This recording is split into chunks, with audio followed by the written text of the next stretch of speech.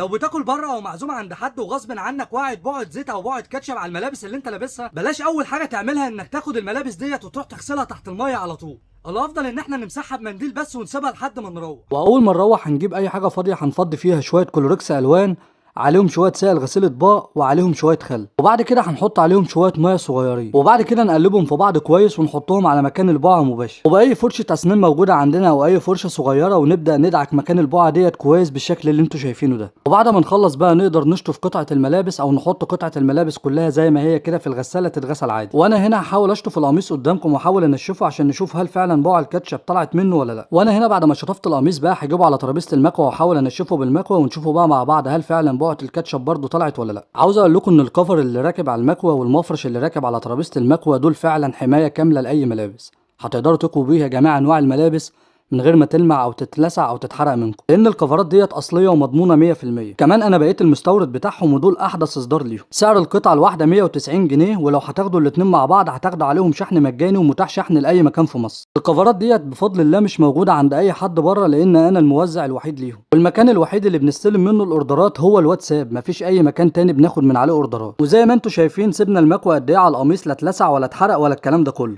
وكمان البقعه طلعت اهيت الحمد لله. وبعد كده مش هتلاقوا للبقعه اي اصل. ما تنساش تعمل لايك وشير عشان غيرك يستفاد.